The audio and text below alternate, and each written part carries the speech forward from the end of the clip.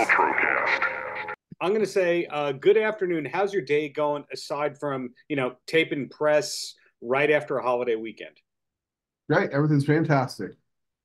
Right. So we're now like 2 months and change, or is it 3 months and change away from the big festival this year? 3 months have changed, I hope. So this point of the year, the average person has no idea what goes into booking a festival. What's life like 3 months out? Is it that chaotic yet? No, I mean, it's just promoting, trying to doing announcements and making sure everything's on point, making sure that everybody knows what's going on, making sure, people are aware of tickets. We're doing sales, we're doing this, we're doing that. We're announcing some cool stuff this week. So, yeah, man, it's just pushing. It's normal rigmarole of everything. Right. Fantastic lineup this year, like pretty much every year between Kill Switch and Converge and Bane and all that. Who's the first band that came on board? Do you remember? I think Kill Switch. I think it was Got it. Yeah, definitely Kill Switch. And when you deal with Kill Switch in this case, traditionally it's, hey, booking agent deals with it, management deals with it. Being that it's such a long running relationship and that you're a promoter, do you just call up the guys first and go, are you available this year? No, you don't do that at all. You deal with the agents and the managers wholeheartedly. I mean, I'm friends with those guys. They're my friends and everything like that. But that's not how that works. And you would feel shame if you did that. Sometimes people like to give the heads up to the artist of, hey, by the way, things go into your agent, but Scott Lee does not even do that. No, Scott, we play by the rules, for the most part. So I've read a lot of interviews with you about how Milwaukee Metal Fest's disaster kind of led to the launch of this, and that's a good thing and all that. But how long was it into this festival that you knew, hey, this is coming back every year, as opposed to just being a thing that you did for 1 or 2 years? Well, last year was the first year we did it. One thing, Milwaukee Metal Fest wasn't a disaster in the sense. It was more like it was just a bad vibe in the sense where it was like, Jack Hoshik and now Jamie doing it. They did a good job. They brought metal to Milwaukee and they're doing the right things with it. Jamie just did the festival this past year, a few weeks ago, and it was great. But kudos to him for that wholeheartedly. But the idea came from it and just about like just people being bummed out and a little bit of this and that, but it was a bad vibe. We created a vibe which was try to make a better vibe, better scenario for it in New England. Last year was the first year we brought it back, and we loved the process and doing this, and you got to love the process to do something like this because you're not making a bunch of you're not getting rich off it. It's no here nor there. It's just part of like doing this and trying to get people come out and just like have a good time, and entertaining people as much as you can. Well, where I was going with that with the Milwaukee thing, to clarify, because there is respect coming from this guy, believe it or not, was the story was that the backstage, you and I believe the Shadows Fall guys kind of dealt with some lesser great parts of the production end of it. Yeah. I mean, it was just people are just annoyed we were there. You know what I mean? We were the first band on the bill, so it's just like that's what it was. But having a vibe, everybody's saying, "Hey, happy!" Everybody's got to be happy to be there. You know what I mean? First to last, it doesn't matter who you are. Yeah. So where I'm going with all that is that means that you knew that the happy artists mean happy crowd, Yeah. or happy crowds rather, and all that. So was there emphasis from the get go of, hey, we have to put more attention into the backstage management than Yes. other festivals? I mean, just being cordial with everybody, stage manager, comparable, just making sure everybody's happy. Just trying to do the right things and make sure, like this is, communication is key with this. That's what it comes down to. And just putting a smile on your face. Does that mean that there's secret basketball hoops and things like that backstage? No, definitely no secret basketball hoops. But there is a secret bowling alley in the bottom of the palladium. That's not a secret anymore, but it's not there anymore. But it used to be a bowling alley in the bottom of the palladium.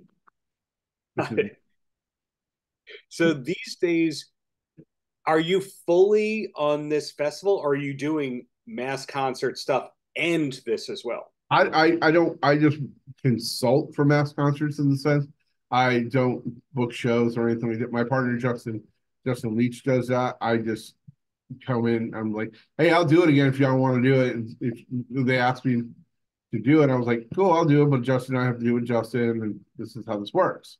So at the end of the day, he's the one he took.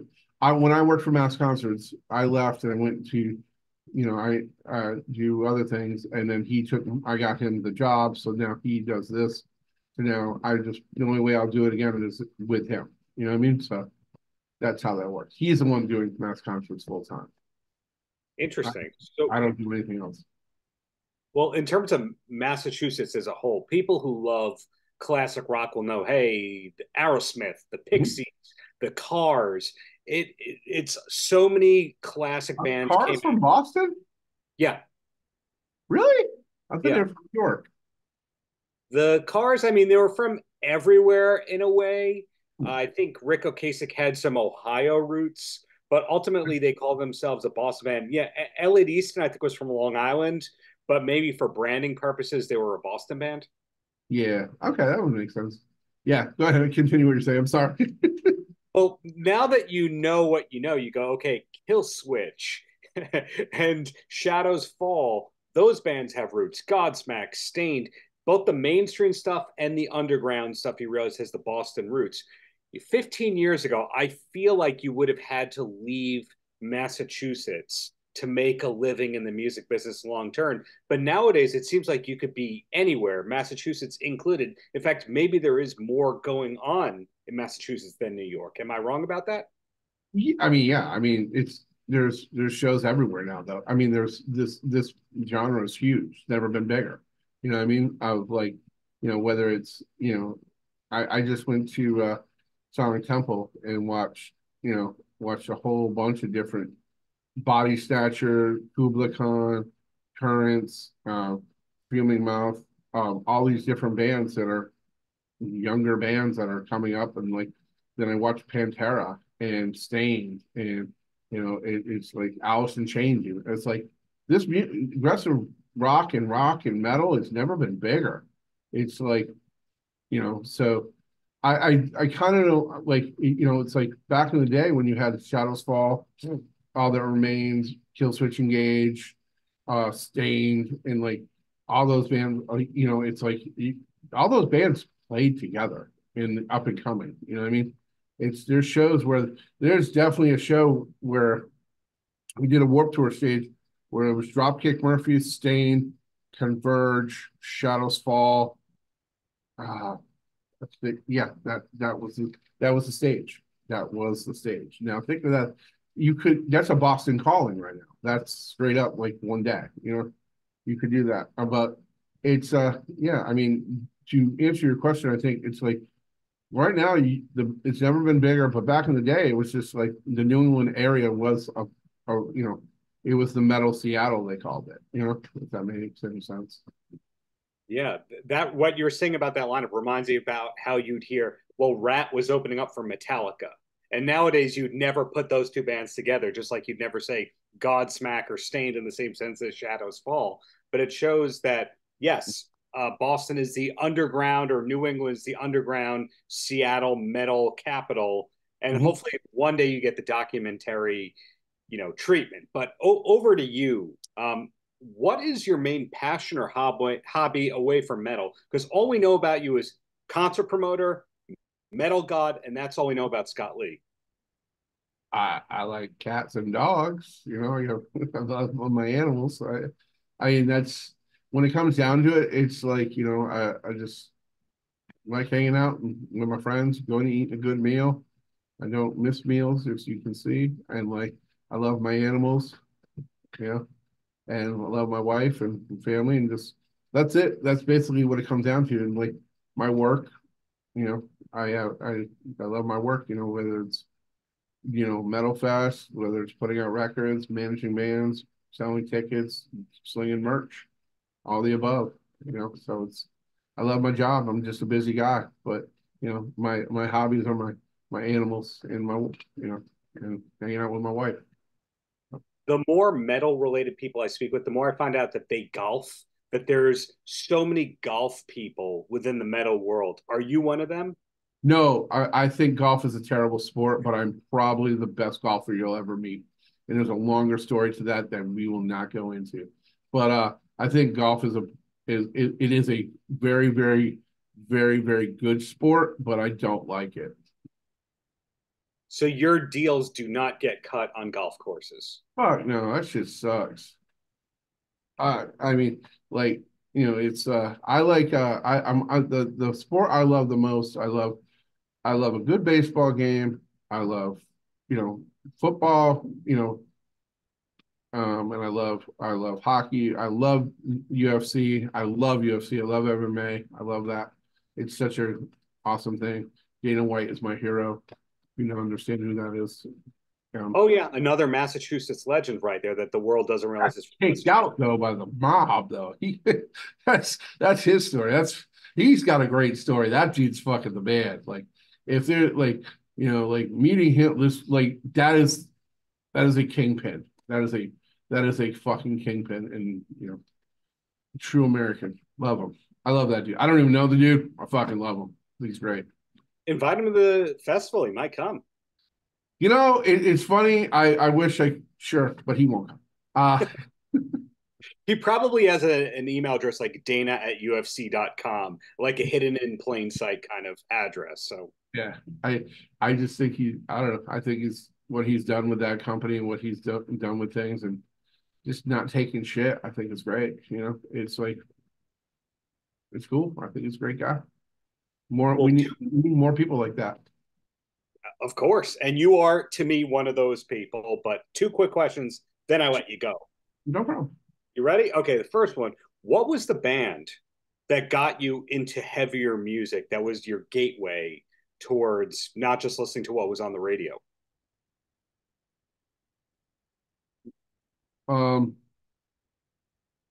Let's see. Probably Metallica, but it's like, AC/DC, Back in Black was or early AC/DC. Yeah, I mean, Black Sabbath, I mean, Anthrax, that type of thing. Like, yeah, I mean, I'd say Metallica, more or less. It's probably the easiest to put it through. One of the big four or AC/DC. Okay. And then the last question. What's the last concert that you went to for fun? Not because you were promoting it, involved in Pantera. I just saw Pantera at Sonic Temple. And like, here's the deal, dude. I fucking been to a million goddamn shows and I fucking don't. It doesn't matter to me. But I sat there. I got, passes from my friend, and I went and sat at the front of the house, and I sat with it was me and a couple friends and Thomas Gutches, who manages Beartooth, and Emma from Dying Wish. And we sat there watching this show and watching we watched Church. And like, I don't care what anybody says. Like, Dimebag Darrell, the brothers, Abbott brothers are amazing. It was, truly miss people, legends, fucking legends, whatever. But, I watched Zach Wild, I watched, Rex, Phil, and Charlie, and it was amazing. It was fucking Church. I can't say, like, it's the closest we're going to get to Pantera, and that's it. That's the bottom line. Like, and the songs and the tribute they did to the brothers and everything like that, it was amazing. It was amazing to me. That's it. That was the last show that I went to that I was just like, I didn't have to be there. I wasn't paid to be there. There's no rhyme or reason to be there. I just enjoyed it and I sang along like an old fuck that I am, and it was great. And it was like, it was a good time. And I had friends there. It was awesome. And it was like, but if anybody gets to see that show and is a true fan of Pantera, like, it's great. You know what I mean? It's still, Zach Wild's amazing. Phil's on point. Phil's great. Rex is great. Charlie's on point. Everything's great. It's a great show. It sounds great. It was awesome. I saw it in a goddamn football field. You know what I mean? So that was the last show that I saw that was like, fuck yeah, that was sick as hell. You know what I mean? And that was 2 weeks. As an outsider, to rudely interrupt you, it's inspiring to hear that all these decades later, that you're still into what got you to the dance in the first place. In other words, that your latest concert was not, say, the Doobie Brothers or Yacht Rock. I would, I don't, you know, you want to hear something really fucked up? I just figured out what yacht rock was. I didn't know what yacht rock was. And I was like, that's terrible. But I would go see the Doobie Brothers. That's for damn sure. That's 100% not a problem. I was actually talking today with friends of mine. I was on a Zoom call and people were talking about Jane's Addiction. And I was like, if they did nothing shocking front to back, I'd be down for that. That'd be something. That'd be like, but, you know, I think watching Pantera, I've seen Pantera in a small club to a fucking football field. It was amazing to me. It was awesome. It was awesome.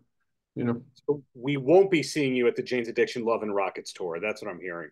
I don't know. I would go see. I love Jane's Addiction. Love and Rockets is great too, but it's like I don't know if I could go out of the way for it. You know what I mean? Like it's like I mean you're also talking to a person that's never seen Metallica. Oh, Never seen them in my life. I've gone okay. 3 times. I've tried to go see Metallica.